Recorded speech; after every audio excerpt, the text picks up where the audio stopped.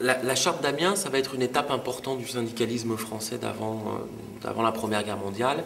Et c'est un moment historiquement important de l'histoire de la CGT française.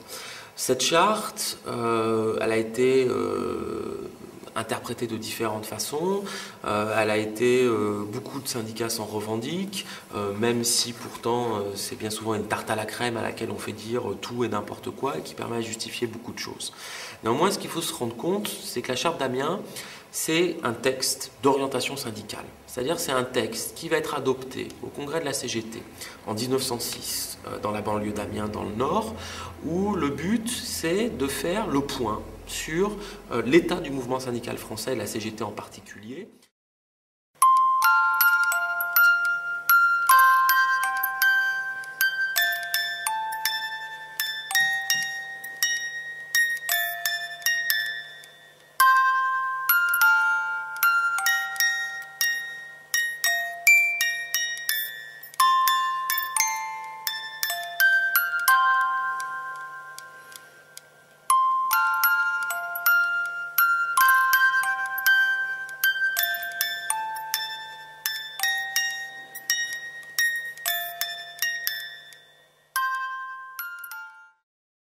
« 1789, prise de la Bastille par le peuple de Paris.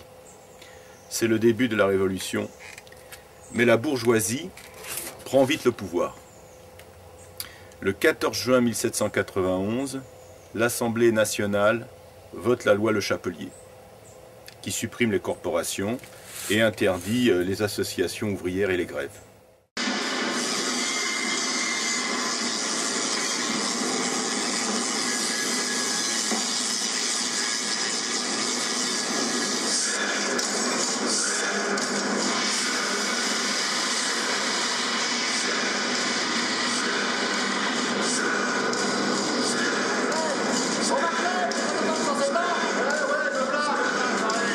Le 19e siècle vit l'avènement de la grande industrie. Les grosses usines sont aux mains des capitalistes. Elles regroupent des centaines, voire des milliers d'ouvriers. Les conditions de travail étaient très dures. 15 heures par jour, les salaires très bas, obligeant les familles à accepter le travail des enfants au-dessous de 8 ans.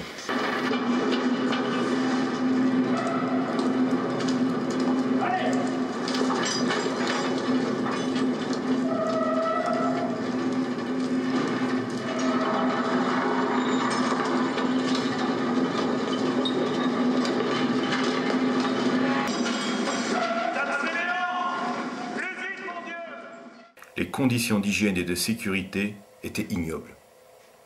Cette situation intolérable amènera de nombreuses grèves et révoltes. En 1831 à Lyon, la révolte des canuts, travailleurs des soieries. Des barricades sont dressées, des coups de feu sont tirés, et pour la première fois, il y a l'apparition du drapeau noir.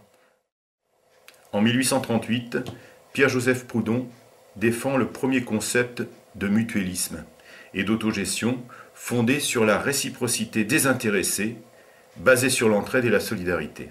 Il déclare « Nous, producteurs, associés ou en voie d'association, nous n'avons pas besoin de l'État. Nous voulons que les associations ouvrières soient le premier noyau de cette vaste fédération de compagnies et de sociétés. » En 1841, une loi interdit le travail des enfants de moins de 8 ans, et pour ceux de 8 à 12, impose une journée de 8 heures. 1848, première révolution sociale. Les travailleurs imposent la Deuxième République et des mesures sont votées. Le droit au travail fut proclamé. Le 28 septembre 1864, sur le principe d'une solidarité internationale, des ouvriers anglais et français, réunis à Londres, fondent l'Association internationale des travailleurs, AIT. Deux courants sont présents, le socialisme autoritaire avec Marx et le socialisme libertaire avec Bakounine.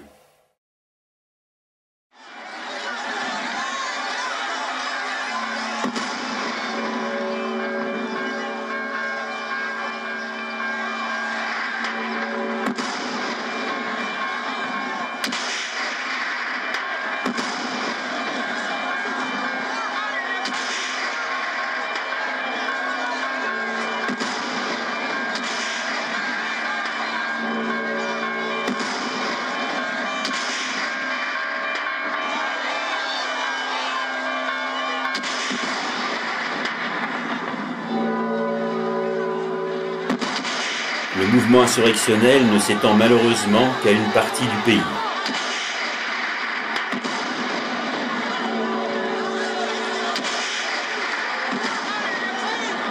Le sinistre tiers et les Versaillais, avec le soutien de l'Église, anéantissent l'insurrection par une répression sanglante.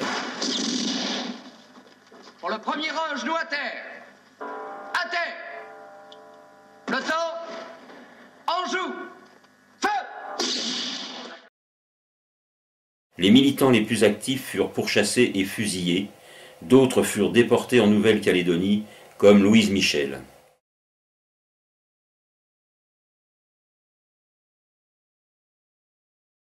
« 1872, au Congrès de La Haye, c'est le clash.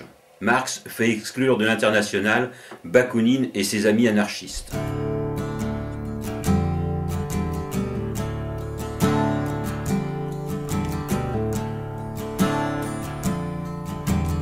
Après la Commune, il ne reste que peu de syndicats.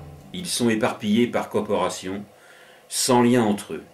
Il était donc difficile de mener des luttes sans une véritable organisation. C'est pour répondre à cette pénurie qui se crée à Lyon en 1886 la Fédération des syndicats et groupes corporatifs ouvriers de France. Mais dès le début, la fédération est contrôlée par les socialistes dans le Parti ouvrier français de tendance guettiste. 1880, il y a la loi Waldeck-Rousseau qui donne un statut légal au syndicalisme en France et les syndicats, en existant légalement, vont avoir besoin de lieux pour se réunir, pour élaborer leur action, pour se retrouver. Et donc l'idée d'une bourse du travail, c'est à la fois ouvrir un lieu où on va ouvrir un bureau de placement, mais on va aussi donner des locaux au mouvement syndical naissant pour pouvoir se réunir. Je crois que les bourses du travail, ça a été une structure originale du syndicalisme français. Notamment dans une période qui a duré de la fin du 19e siècle à des années, on va dire, 1890 à la Première Guerre mondiale.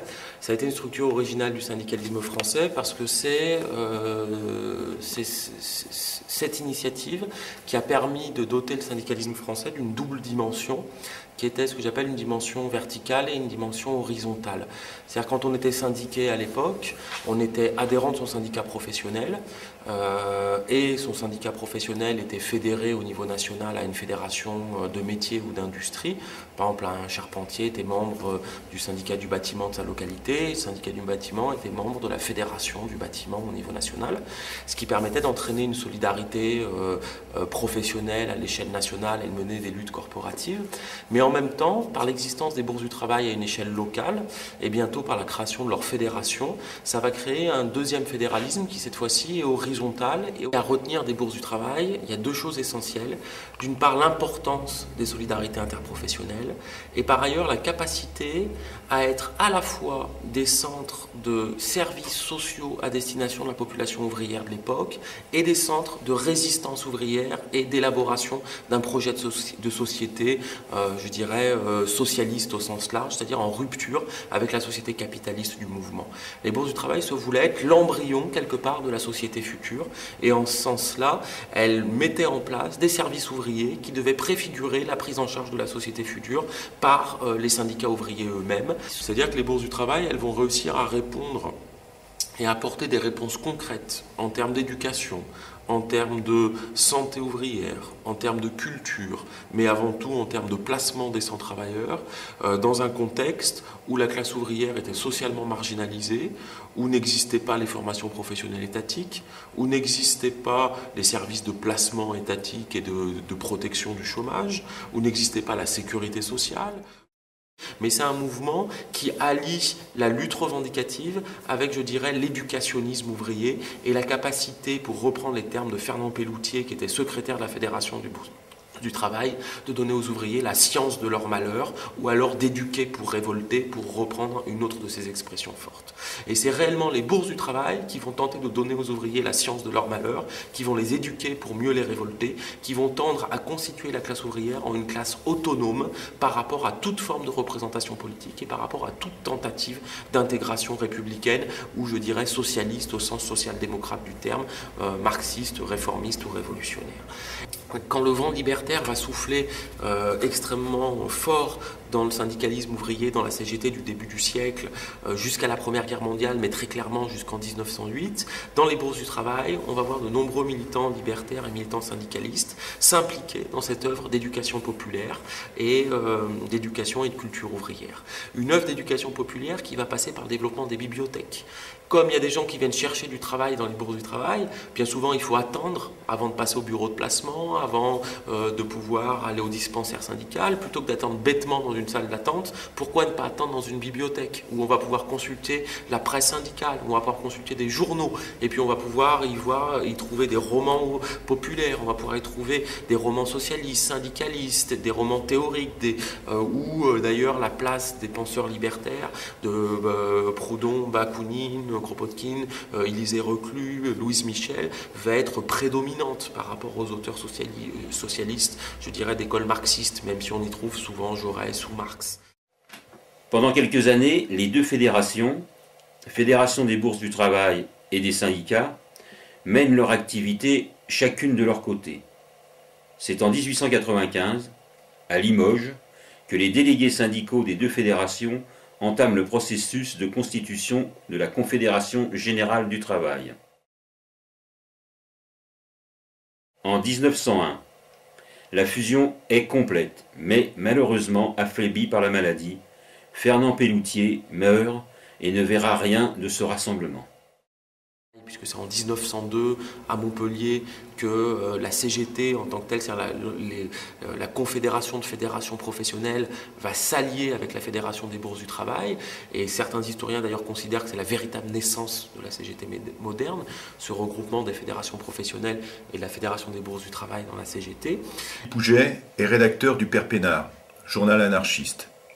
Il préconisait dès 1889 la grève générale. C'est au congrès de Toulouse, en 1897, qu'il fit adopter la motion de sabotage et de boycottage comme action de lutte. En 1900, création du journal syndicaliste La Voix du Peuple, dont Émile Pouget fut le rédacteur. L'action directe est le moyen de lutte adopté par la CGT. C'est avant tout une action syndicale entreprise par les travailleurs sans intermédiaire. Elle comprend la grève générale, le boycott, le sabotage, le label syndical, l'antimilitarisme et l'antipatriotisme. La CGT avait compris que la lutte contre le capital doit s'accompagner d'une lutte contre la religion et le militarisme.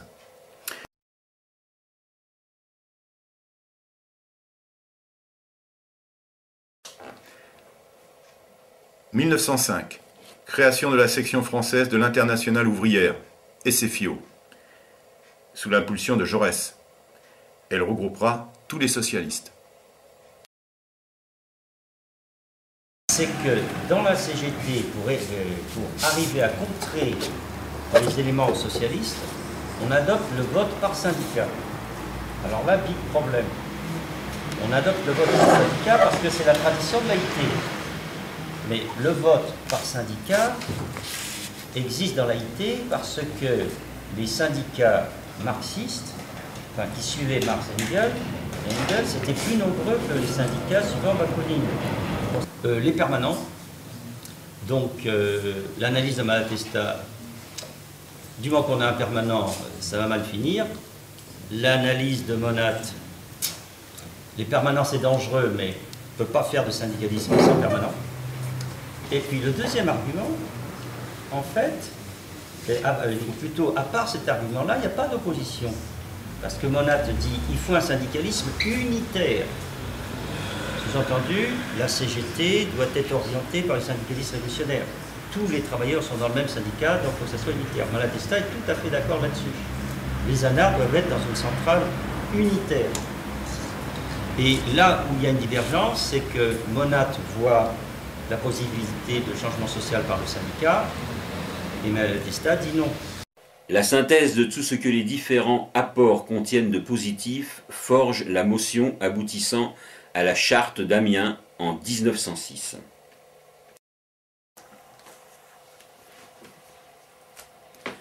Article 2, constitutif de la CGT, modifié par le 9e congrès de la Confédération. Amiens, du 8 au 16 octobre 1906. La CGT groupe, en dehors de toute école politique, tous les travailleurs conscients de la lutte à mener pour la disparition du salariat et du patronat. Le Congrès considère que cette déclaration est une reconnaissance de la lutte de classe qui oppose sur le terrain économique les travailleurs en révolte contre toutes les formes d'exploitation et d'oppression, tant matérielles que morales, mises en œuvre par la classe capitaliste contre la classe ouvrière. Le Congrès précise, par les points suivants, cette affirmation théorique: dans l'œuvre revendicatrice quotidienne, le syndicalisme poursuit la coordination des efforts ouvriers, l'accroissement du mieux-être des travailleurs par la réalisation d'améliorations immédiates, telles que la diminution des heures de travail, l'augmentation des salaires, etc. Mais cette besogne n'est qu'à côté de l'œuvre du syndicalisme. Il prépare l'émancipation intégrale qui ne peut se réaliser que par l'expropriation capitaliste.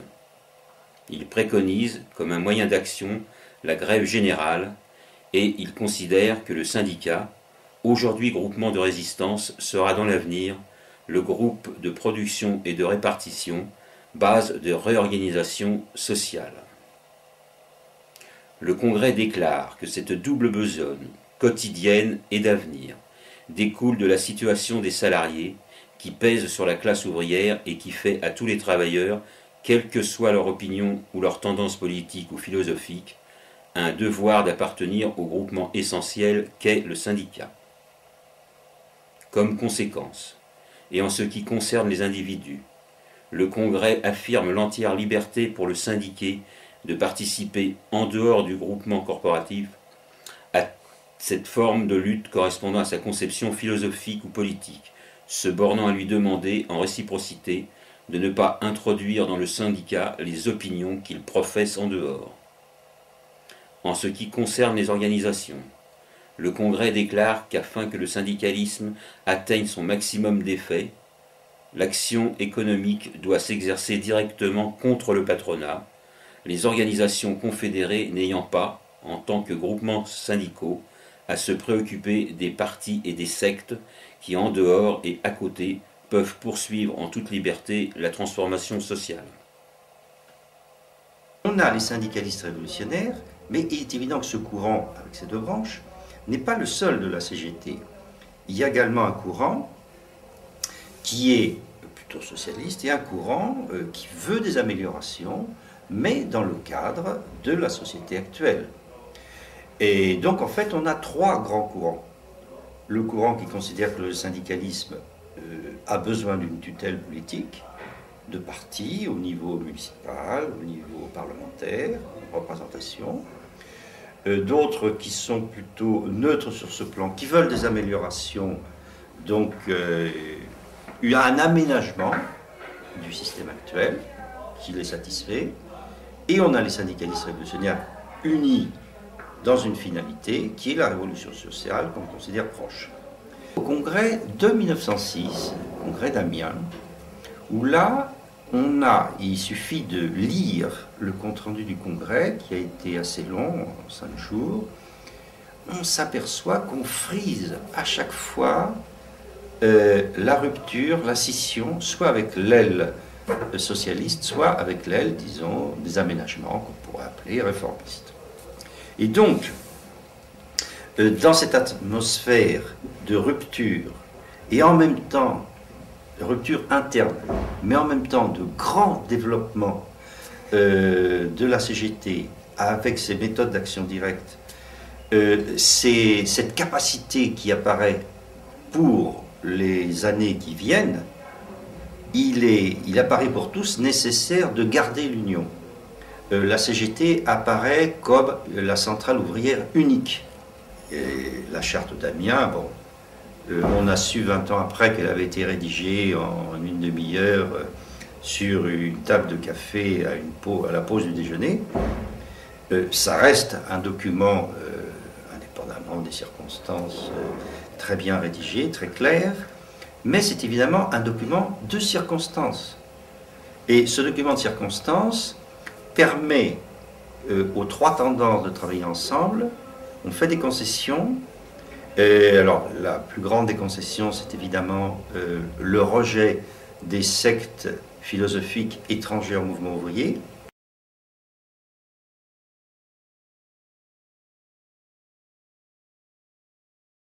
En 1906, ça a vraiment été, je pense, l'apogée du syndicalisme révolutionnaire dans la CGT française. Et on est au sommet de la courbe de son influence. C'est-à-dire qu'on est après 15 ans de construction organisationnelle à travers les bourses du travail, à travers la création de la CGT. Et ça faisait une dizaine d'années que les syndicalistes révolutionnaires développaient l'idée de grève générale, la construisaient, mettaient en place des comités de développement de la grève générale. Et en 1906, ils vont tenter cette grève générale autour du 1er mai, autour de la revendication de la journée de 8 heures, 8 heures de travail, 8 heures de repos, 8 heures de loisirs. Et ce 1er mai 1906, même si ça va être une fabuleuse démonstration de force ouvrière, va être un échec notamment face à la répression étatique qui va prendre les devants, qui va faire fermer les bourses du travail à la veille du 1er mai, qui va faire arrêter des responsables syndicaux. Ça va être une déception. Pour beaucoup de militants syndicaux et de militants ouvriers. Et du coup, après un mouvement social qui perd, il faut du temps pour reconstruire la dynamique et pour reconstruire la lutte. C'est-à-dire que la Première Guerre mondiale, ça a été une rupture extrêmement importante dans l'histoire du mouvement ouvrier européen et du mouvement ouvrier français. Cette Première Guerre mondiale, elle a été une rupture pour trois raisons. D'une part, ça a été une saignée dans le mouvement ouvrier, c'est-à-dire que des milliers de militants syndicalistes qui étaient porteurs de cette histoire, qui étaient porteurs de cette pratique du syndicalisme d'action directe, influencé par les idées libertaires des origines de la CGT et des bourses du travail, se sont retrouvés en ligne de front, dans les tranchées, se sont fait trouer la peau et qu'ils ne sont pas revenus des tranchées de cette Première Guerre mondiale. Et ça a créé une rupture générationnelle, c'est-à-dire que beaucoup de gens qui devaient être passeurs de mémoire, qui devaient être passeurs de pratiques, qui devaient passer le relais à la génération suivante, n'étaient plus là pour, quelque part, défendre les conceptions, les pratiques syndicales qui étaient celles d'avant la Première Guerre mondiale.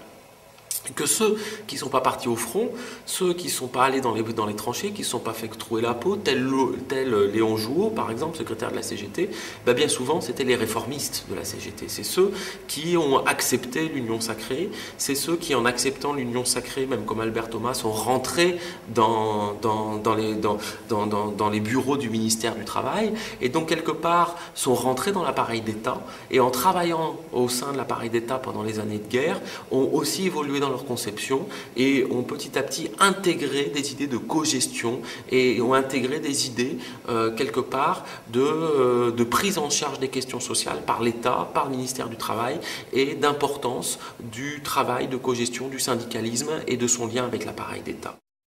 Pourtant, tout de suite après l'assassinat de Jaurès en 1914, le syndicat, dirigé depuis 1909 par Léon Jouot, se rallie à l'Union sacrée. 1914, tout le monde part au front parce que l'antimilitarisme, on ne sait plus. De 1906 à 1914, il n'y a plus rien eu. C'est pour ça que c'est je pense que la vision qu'on doit avoir de la charte d'Amiens, ça a été un brillant échec. Il y a eu un autre phénomène qui a été une rupture dans cette Première Guerre mondiale, c'est quand même l'année 1917, avec la grande lueur qui vient de l'Est, avec la Révolution russe, qui va être un immense espoir pour la classe ouvrière de tous les pays d'Europe. Cet immense espoir, il faut bien se rendre compte qu'il va y compris attirer à lui des militants syndicalistes révolutionnaires ou anarcho-syndicalistes, des militants syndicalistes révolutionnaires comme Pierre Monat, par exemple, qui va adhérer au Parti communiste et qui vont croire que réellement, ce qui se passe en Russie, tout le pouvoir soviétique, pour reprendre cette expression, c'est réellement une expression d'une transformation sociale révolutionnaire avec une auto-organisation ouvrière, syndicale et tout. Et dans une époque où l'information allait beaucoup moins vite qu'aujourd'hui, avant de se rendre compte, et puis avant que réellement le parti bolchevique et le parti communiste s'emparent de l'ensemble du pouvoir et confisquent le pouvoir du soviet, et que l'ensemble du mouvement ouvrier européen s'en rende compte et de se rendre compte de la dictature rouge qui se met en place par-dessus l'immense espoir et l'immense mouvement révolutionnaire qui a eu lieu, il va falloir du temps, et quelque part le Parti communiste va aussi quelque part prendre la première place dans le mouvement ouvrier. Maknovčina, Maknovčina, tes drapeaux sont noirs dans le vent, ils sont noirs de notre... Les anarchistes jouent un rôle important dès les premiers mois de la révolution russe de 1917. Mais les bolcheviks ne supportant pas leur influence dans certaines régions, Ukraine et Kronstadt, ont rapidement cherché à les éliminer politiquement et physiquement.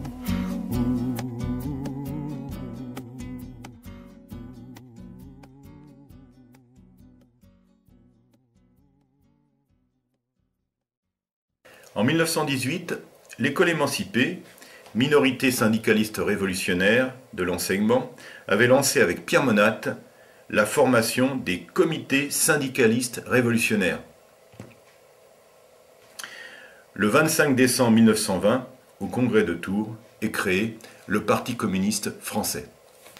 En 1921, au CCN de la CGT, les réformistes obtiennent 55% des voix, avec 1556 mandats contre 1300 aux révolutionnaires. Le CCN, Comité confédéral national, de 1921, exclut les CSR. Les exclus fondent la CGTU, Confédération générale du travail unitaire. On y retrouve tous les courants révolutionnaires, anarcho-syndicalistes, syndicalistes révolutionnaires et communistes. Les communistes ont le vent en poupe. Mais les anarcho-syndicalistes gardent leur importance et leur poids et organisent les comités de chômeurs. Au lendemain de la Première Guerre mondiale, on aura un mouvement ouvrier qui sera plus autonomiste, libertaire, révolutionnaire, mais qui va devenir plutôt dominé par les idées marxistes, réformistes ou révolutionnaires, soit par les courants de cogestion, de collaboration sociale de la CGT, soit la CGTU, qui est la courroie de transmission du Parti communiste. La division devient grandissante. Monat et ses amis doivent choisir. Ils vont faire bloc avec les communistes contre les anarcho-syndicalistes. Ces derniers fondent le comité de défense syndicaliste à l'intérieur de la CGTU. Anarchie! Anarchie! Anarchie! Évacuez la salle! Sortez, sortez tous! Au meeting de la Grange aux Belles, les communistes tirent sur les libertaires et assassinent Clos et Poncet. En 1924, le CDS, Comité de défense syndicaliste, et la minorité de la bataille syndicaliste siègent. Y sont représentés la Fédération du bâtiment, 4 unions départementales CGTU, la Somme, la Gironde, le Rhône, Lyon, 186 syndicats CGTU, 16 syndicats autonomes, 2 UD, Union départementale, autonome, et les jeunesses syndicalistes révolutionnaires. D'abord réunis en Union fédérative des syndicats autonomes, c'est un regroupement indépendant sur la base de la motion d'Amiens. L'UFSA va très vite être délaissée par plusieurs de ses fondateurs, car elle ne peut remplir sa tâche, reformer un mouvement réunissant les deux CGT. Nullement découragé par cet échec, Pierre Bénard rassemble ses fidèles à Lyon les 15 et 16 novembre 1926 et il crée la Confédération générale du travail syndicaliste révolutionnaire. La CGT syndicaliste révolutionnaire affirme dès sa constitution qu'elle entend être exclusivement un groupement de classe, celui des travailleurs. Elle doit donc, en plein accord sur ce point avec la charte d'Amiens, mener la lutte sur le terrain économique et social. La Confédération générale du travail syndicaliste révolutionnaire a pour but de grouper sur le terrain spécifiquement économique tous les salariés pour la défense de leurs intérêts matériels et moraux, de poursuivre par la lutte de classe la libération des travailleurs qui ne sera réalisée que par la transformation totale de la société actuelle. Elle précise que cette transformation ne s'accomplira que par la suppression du patronat, l'abolition du salariat et la disparition de l'État. Avec son journal, Le combat syndicaliste, dans un premier temps, les syndicats uniques du bâtiment, SUB, de Paris, Lyon et Toulouse, forment l'ossature confédérale, ainsi que les syndicats de la chaussure et celui de la porcelaine de Limoges. Plus tard, des syndicats se créent dans la métallurgie, Renault-Billancourt. Des groupes intercorporatifs voient également le jour à Bordeaux, Marseille, Trélazé, Rouen, Saint-Étienne et Limoges.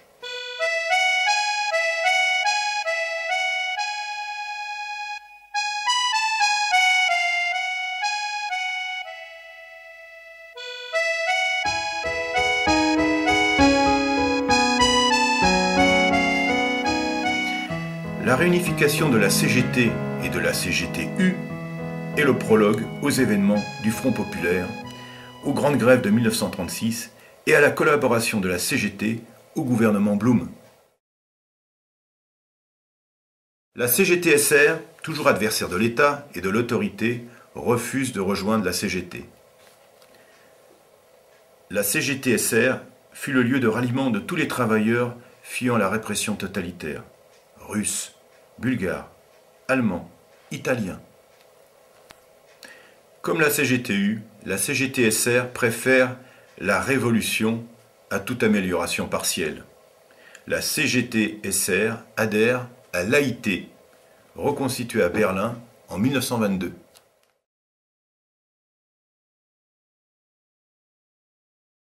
Como protesta por la actitud facciosa de los pocos del ejército rebelde, las organizaciones sindicales obreras CNT y UGT han declarado la huelga general en toda la península.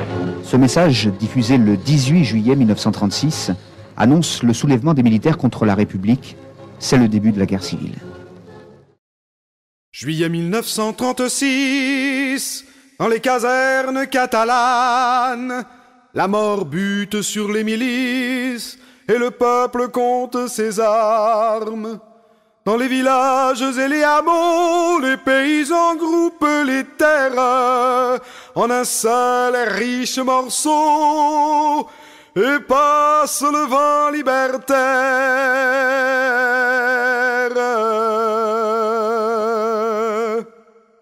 Je pense à vous, vieux compagnons, dont la jeunesse est à la douane, et pardonnez si ma chanson vous refait mal à votre Espagne.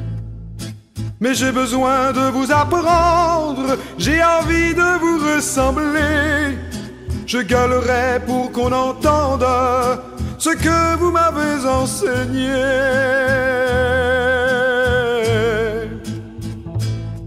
Donne-moi ta main, camarade, prête-moi ton cœur, compagnon. Nous referons les barricades et la vie, nous la gagnerons. À quelques heures de Barcelone, se sont groupés des menuisiers. Et sans patron tout refonctionne, on sourit dans les ateliers.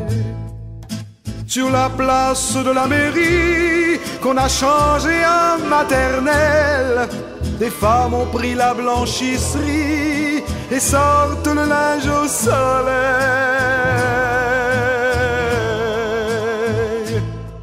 Donne-moi ta main, camarade, prête-moi ton cœur, compagnon.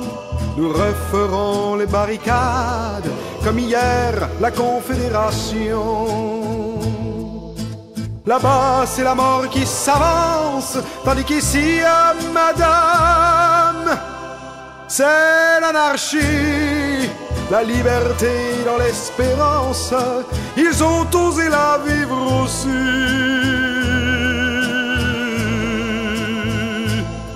Dame tu mano, compañero, y préstame tu corazón. Barricadas levantaremos como ayer la Confédération. Le Parti communiste espagnol, essentiellement constitué de petits patrons et de propriétaires opposés aux collectivisations, aidés par Staline, détruisent les collectivités en Aragon et massacrent femmes et enfants.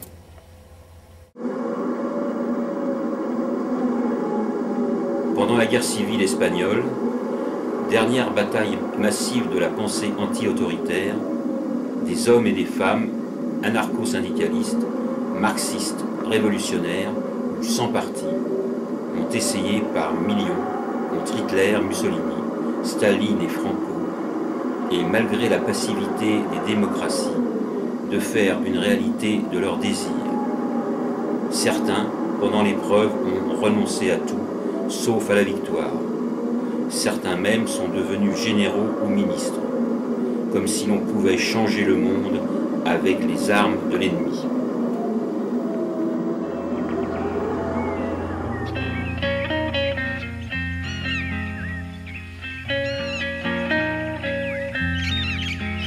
Nous sommes les tristes réfugiés, arrivés dans ce camp après avoir beaucoup marché. Nous avons franchi la frontière, à pied et par la route, avec notre trousseau, couverture, havre-sac et valise, 2 boîtes de conserve et un peu d'humour. C'est tout ce que nous avons pu sauver, après avoir tant lutté contre le fascisme envahisseur. Et sur la plage d'Argelès-sur-Mer, nous sommes venus échouer pour ne pas manger. En 1939, les réformistes socialistes saisissent le prétexte du pacte germano-soviétique pour exclure de la CGT les partisans du Parti communiste. En 1940 viennent les années terribles de l'occupation et de la collaboration. Les organisations syndicales sont dissoutes. Les forces s'éparpillent, mais de nombreux militants entreront dans la résistance. Le 19 juillet 1943, une réunion clandestine de la Fédération internationale syndicaliste révolutionnaire se tient à Toulouse. La même année, au Péreux, dans la clandestinité, la CGT est reconstituée dans toutes ses tendances historiques. 1945. La CGT compte 5 millions d'adhérents. La lutte pour prendre le contrôle de la Confédération est plus vive que jamais. Sentant la main du PCF serrer inexorablement les manettes de commande des syndicats, les militants anarcho-syndicalistes et les syndicalistes révolutionnaires, avec Pierre Mesnard, d'abord réunis en fédération syndicaliste à l'intérieur de la CGT, avec comme journal l'Action syndicaliste, ont le réflexe salutaire de provoquer les premiers une scission et de créer en 1946 la Confédération nationale du travail. La Confédération nationale du travail a pour but de grouper sur le terrain spécifiquement économique pour la défense de leurs intérêts matériels et moraux tous les salariés, à l'exception des forces répressives de l'État considérées comme des ennemis des travailleurs. De poursuivre, par la lutte de classe et l'action directe, la libération des travailleurs qui ne sera réalisée que par la transformation totale de la société actuelle. Elle précise que cette transformation ne s'accomplira que par la suppression du salariat, par la syndicalisation des moyens de production, de répartition, d'échange et de consommation, et le remplacement de l'État par un organisme issu du syndicalisme lui-même et géré par l'ensemble de la société. Le nom de la nouvelle organisation est un vibrant hommage à la lutte héroïque menée par les militants de la Confédération, tant en Espagne de 1936 à 1939 qu'en France pendant la Résistance, où ils contribuèrent grandement à libérer de nombreux départements du Sud, Gers, Ariège, Hautes-Pyrénées, Haute-Garonne, Aude, etc. Certains historiens donnent pour cette période le chiffre de 100 à 200 000 adhérents. En réalité, la CNT ne dépassera pas 50 000. En 1946 éclate une grève chez les rotatives. Alors que les pourparlers sur les salaires sont en cours, le comité de grève désavoue les dirigeants du syndicat du livre. Le comité trouve l'appui des anarcho-syndicalistes, du syndicat des correcteurs et de quelques trotskistes. L'union, le combat, le travail, voilà ce que la situation commande à tous les Français. Quant à nous, communistes, nous sommes les rassembleurs de toutes les volontés créatrices de la nation pour remettre la France au travail. Effervescence dans le monde du travail. Les usines Renault, qui emploient quelques 30 000 ouvriers, se sont mises en grève.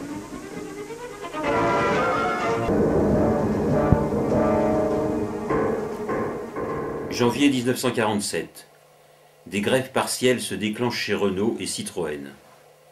Le 25 avril 1947, un comité de grève se constitue, comprenant trotskistes, CNT, CFTC et socialistes. Alors que la CNT tente de s'implanter, on assiste à la création par certains animateurs du comité d'un syndicat démocratique Renault, SDR. Commencée dans quelques ateliers, la grève s'étendait peu à peu à l'usine entière. La CGT décidait alors d'appuyer le mouvement. Et la grève des usines Renault, devenue la question du jour, mettait en cause l'existence même du gouvernement.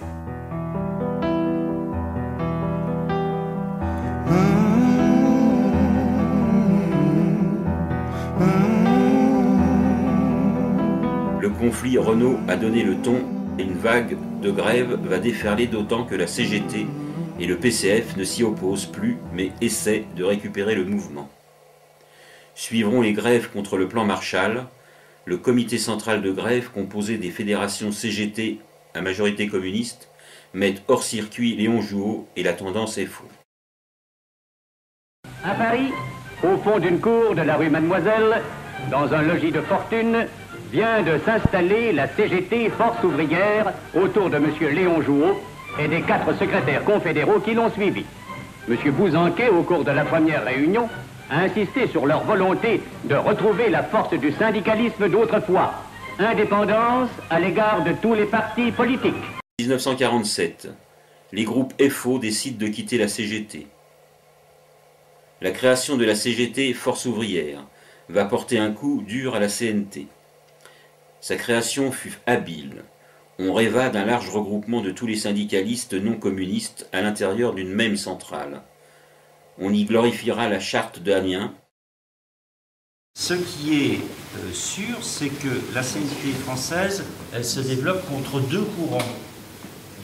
Un courant de syndicalistes, disons du mouvement libertaire, qui considère que créer un nouveau syndicat, c'est mauvais.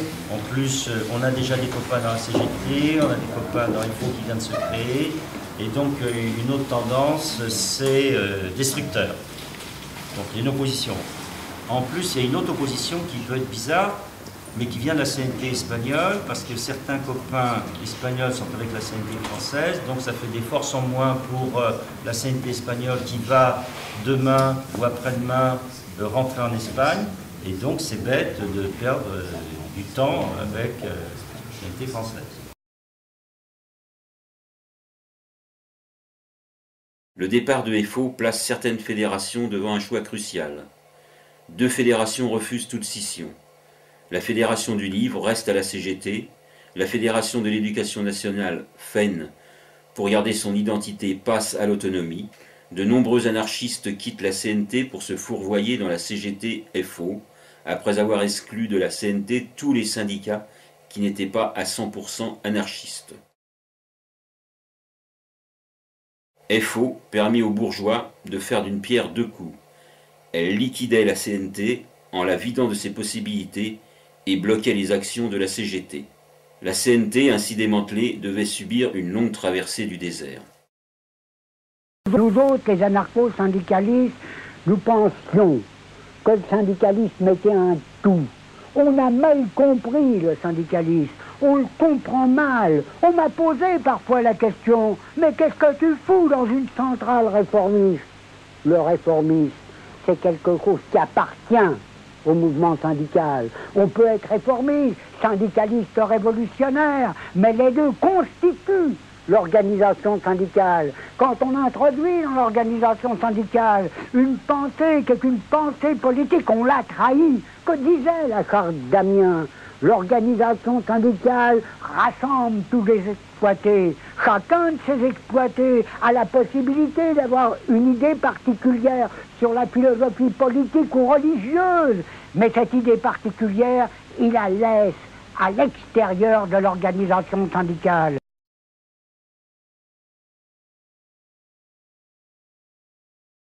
Certainement que lors des événements de mai 68, le syndicalisme n'a pas été lui-même un sujet d'intérêt pour tous ceux qui manifestaient ou pour tous ceux qui se réclamaient de la révolution. Ce qu'on voyait dans les rues, c'était des slogans. Vive la vie, jouir sans entrave, enfin des slogans qui étaient nouveaux et qui ne se référaient pas justement à ce que nous donnait le discours politique habituel.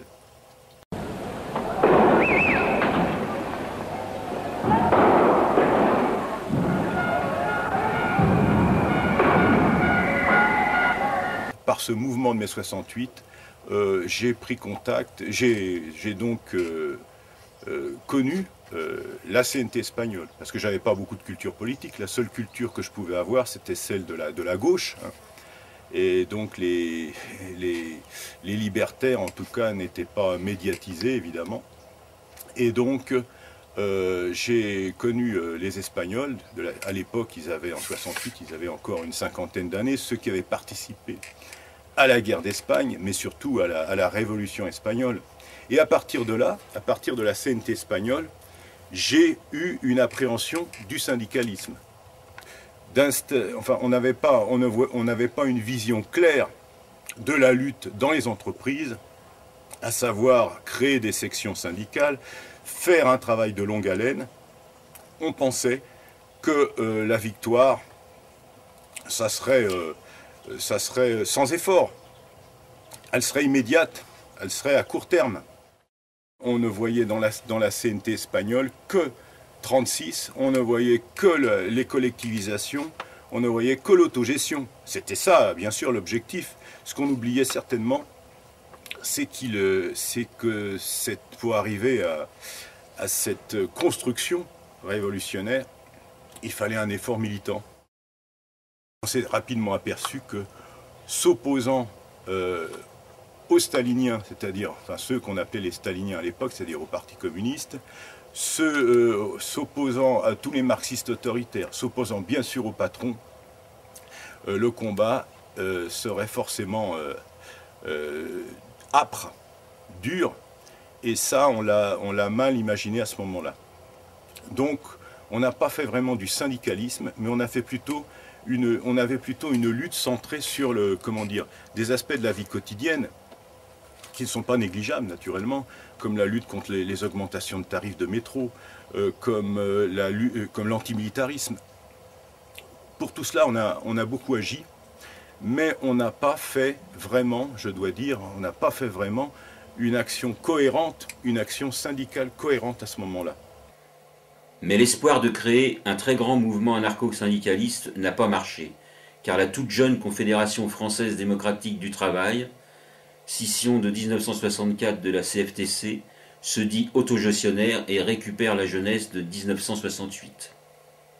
Donc la CNT, puisque après j'ai rejoint la CNT française, après un regain après 68, elle a pris difficilement dans les entreprises. C'était très difficile, naturellement. On avait une grosse influence de la CGT, elle-même sous l'emprise du Parti communiste. Donc on a eu beaucoup de difficultés à s'implanter dans les entreprises, sans bien comprendre, encore une fois, l'importance que ça pouvait avoir. Et donc on a, à la fin des années 70, la CNT française, encore une fois, s'est effondrée. Les quelques dizaines qu'on était ont été réduits vraiment à une poignée. Et c'est seulement par l'action de quelques personnes volontaires qui avaient beaucoup de courage que la CNT a pu redémarrer après 75, notamment avec des personnes comme Étienne Deschamps qui ont repris à quelques-uns cet effort, et cette fois-ci, ils l'ont repris avec une volonté syndicaliste. Avec une volonté de construire à long terme un syndicat d'action directe. Et ça, c'est grâce à eux, c'est grâce à cette poignée de militants qui est restée. Moi, je suis parti à ce moment-là, en 75. Eux sont restés et eux ont construit cette petite organisation qui aujourd'hui fait partie du paysage de la lutte de classe en France, du paysage syndicaliste en France, qu'on le veuille ou non. La CNT, avec sa centaine d'adhérents, prête à sourire. d'autant plus qu'une mini-scission vient de l'affecter avec la 2e union régionale parisienne dont le siège est rue de la Tour d'Auvergne. Mais les purges dans la CFDT ne vont pas tarder. À Lyon, la CFDT exclut les postiers du centre de tri de Lyon-Montrochet. Les exclus vont fonder le syndicat autogestionnaire des travailleurs, qui, après un passage à l'autonomie, décide de rejoindre la CNT. Cette démarche est suivie dans de nombreux départements, et la création de la fédération PTT entraîne le renouveau de la CNT. À Usinor-Dunkerque, la CFDT exclut les métallos en pleine lutte. Ces derniers créent le syndicat de lutte des travailleurs. Dans les banques parisiennes, idem.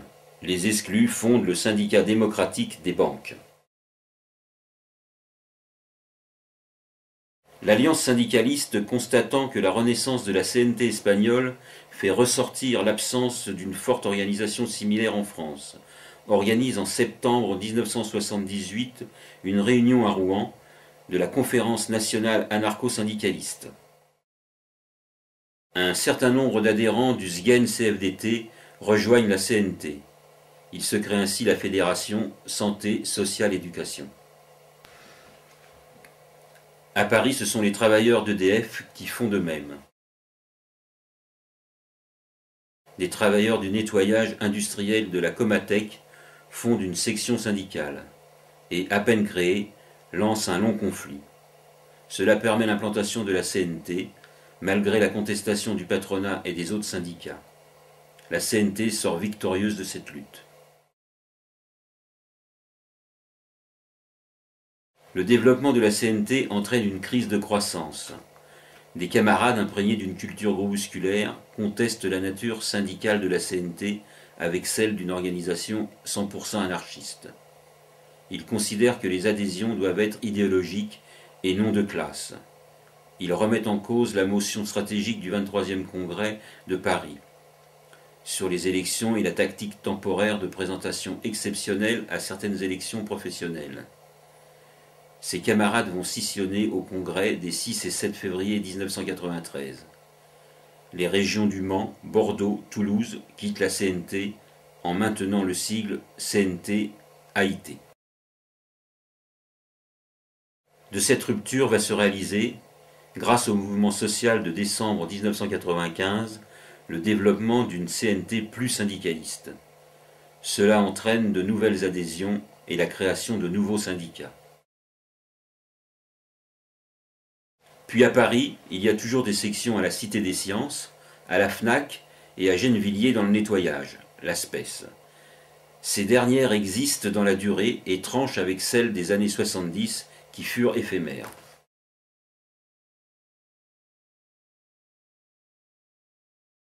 Deux mots sur la CNT et le droit quand même. Bon, la CNT depuis qu'elle a réinvesti le champ social, je dirais qu'elle a regagné une visibilité de plus en plus confrontée, à la fois dans son développement, mais à la fois dans sa pratique quotidienne de défense à l'usage du droit. On est confronté à deux grosses demandes, c'est la représentativité, parce que les syndicats se développent et interviennent dans les entreprises, donc sont confrontés à cette problématique, qui est une problématique qui aujourd'hui va beaucoup bouger.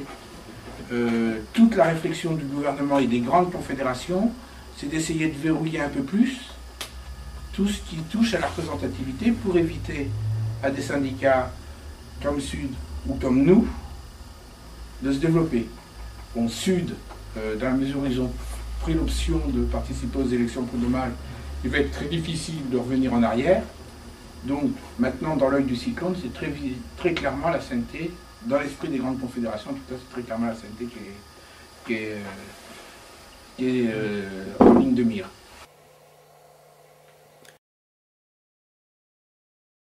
« 1996. Au congrès de l'AIT, la CNT Vignolles est exclue de l'international. La CNT AIT, dont le siège est au Mans, est reconnue comme seule section de l'AIT.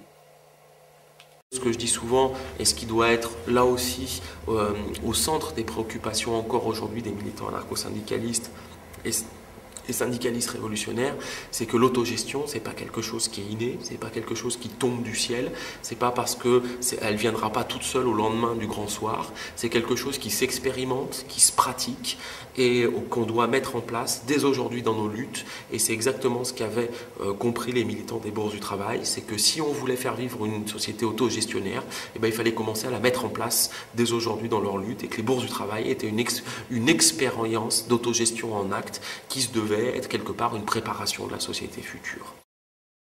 Refaire des bourses du travail, recréer des espaces interprofessionnels et de solidarité sur quel thème, autour de quels besoins, il y en a encore beaucoup. Et je crois que la question qui est à se poser, c'est celle-ci, c'est sur quelle solidarité on peut recréer des espaces d'auto-organisation aujourd'hui. D'autant plus que dans la phase actuelle d'évolution du capitalisme, où on assiste à une phase libérale qui est en train de remettre en cause un certain nombre de conquêtes sociales du XXe siècle, eh ben, il y a un désengagement de l'État sur un certain nombre de secteurs, que ce soit sur les services publics, que ce soit sur la protection sociale, et peut-être que ces thèmes-là peuvent être des espaces sur lesquels, des espaces de solidarité ouvrière interprofessionnelle et des lieux locaux comme les bourses du travail pourraient reprendre leur sens et pourraient arriver à se redévelopper.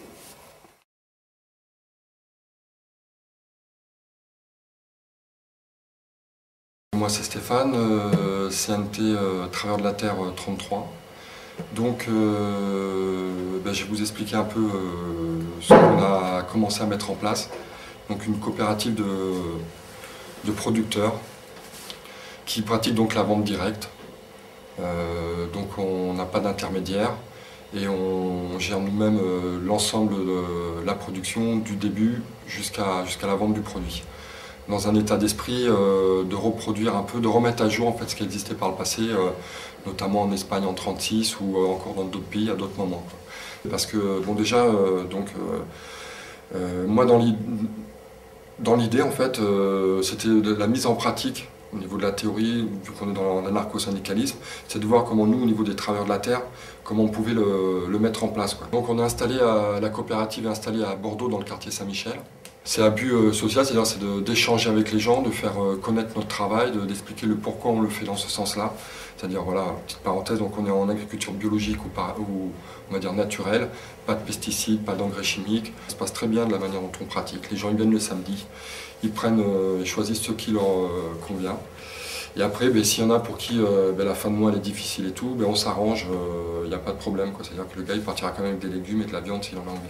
Et en fin de compte, c'est le respect de l'individu, c'est le respect de l'environnement, c'est le respect de ce qui nous entoure, c'est comment arriver à faire en sorte que tout le monde ait accès à ce qui lui est nécessaire et sans que personne soit délaisé, quoi. Donc un peu les coopératives en Espagne en 1936, ils en ont mis en place. Bon, nous c'est alimentaire, mais coopérative ça peut être sur n'importe quel corps de métier ou profession. Enfin je veux dire, moi je pense que c'est ce qu'il y a de plus équitable entre les gens, entre le producteur et le consommateur. Faire autre chose que des réunions aussi, c'est-à-dire se faire rencontrer les gens du quartier. Donc il y a eu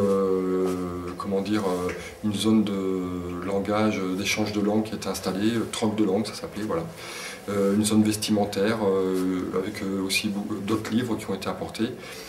Et puis des débats proposés 2 ou 3 fois dans la semaine. En fait, c'est l'ensemble, la coopérative, la librairie, qui fait que maintenant on se retrouve avec des gens qui viennent nous voir et qui sont intéressés par ce que propose la CNT dans ce mode de fonctionnement. On a des gens qui depuis sont venus chercher leur carte et sont entrés dans certains syndicats.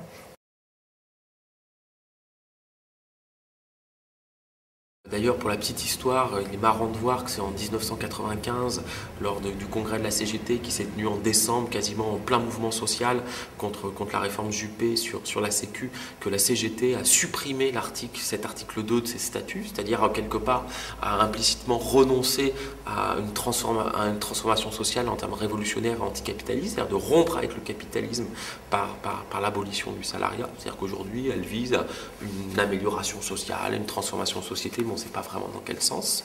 En tout cas, alors que la charte d'Amiens réaffirmait très clairement cette identité anticapitaliste de la CGT, regarde bien malheureusement, aujourd'hui, alors que le syndicalisme était majoritairement révolutionnaire et majoritairement anticapitalisme au début du siècle, c'est-à-dire C'était évident pour la CGT qu'il fallait à terme rompre avec le capitalisme. Malheureusement aujourd'hui, sur l'échiquier syndical à laquelle on est confronté, eh ben, il ne reste plus beaucoup de forces anticapitalistes.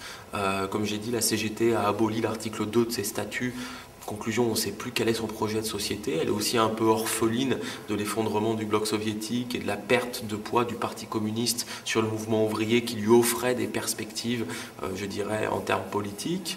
La CFDT, c'est même pas la peine d'y penser. Elle n'est plus là pour accompagner le système et pour co-gérer le système avec les classes dirigeantes. C'est une évolution qui est en cours aussi au sein de la CGT. Même si à la base, heureusement et malheureusement pour eux, beaucoup de militants sincères de la CGT tentent de freiner cette évolution, sont même clairement opposés à cette évolution et souhaitent continuer à maintenir l'idée d'un syndicalisme de masse qui soit un syndicalisme de lutte et un syndicalisme y compris de transformation sociale. Mais je crois que malheureusement, ce n'est pas le choix qu'en a fait Thibault et les directions confédérales. Alors, je l'ai dit, c'est très clair pour la CFDT depuis un certain nombre d'années. C'est très clair dans l'éducation nationale, par exemple, pour la FSU, qui est un syndicalisme qui se construit avant tout sur l'accompagnement carrière, les mutations, les points retraite, quasiment un syndicalisme assurantiel, plus qu'un syndicalisme de lutte et de revendication. Quant à ceux qui se réclament d'un syndicalisme alternatif, je pense à Sud par exemple, anti-libéraux certes, c'est-à-dire qu'ils sont pour lutter contre les excès du capitalisme et du libéralisme. Est-ce qu'ils sont pour rompre avec le capitalisme? Jusqu'à présent, je n'ai pas encore vu dans leur statut ou dans leur texte quelque chose qui l'affirmait clairement. Un syndicalisme de lutte qui puisse redevenir aujourd'hui un outil de résistance face à toutes les attaques auxquelles on est confronté, mais qui ne doit pas se contenter simplement d'être un outil de résistance, qui doit être aussi porteur d'un certain nombre de conquêtes et d'amélioration du quotidien. C'est pour ça que c'est dans ce sens-là que nous on tente d'agir aujourd'hui à la CNT, c'est dans ce sens-là où on estime qu'on se revendique encore des grandes idées, des principes de la Charte d'Amiens. Bien sûr, on ne pense pas que la CNT pourra faire ça toute seule. Elle le fera certainement en tissant des convergences, en agissant avec d'autres forces syndicales et avec d'autres forces sociales. Et on pense aussi que peut-être qu'aujourd'hui, le syndicalisme n'est plus la seule forme d'organisation sociale qui est capable de porter ces pratiques, mais qu'elle peut aussi agir avec des organisations spécifiques comme les organisations de femmes, les organisations de quartier, les organisations thématiques, les associations qui peuvent être inscrites dans les modes de dynamique sociale et qui peuvent se retrouver, se fédérer autour d'un même projet social.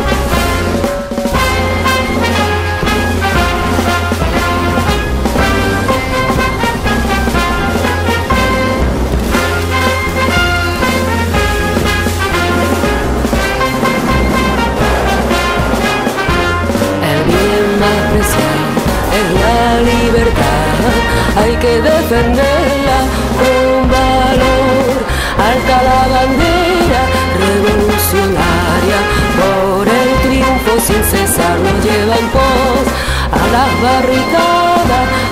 barricadas, por el triunfo de la Confederación.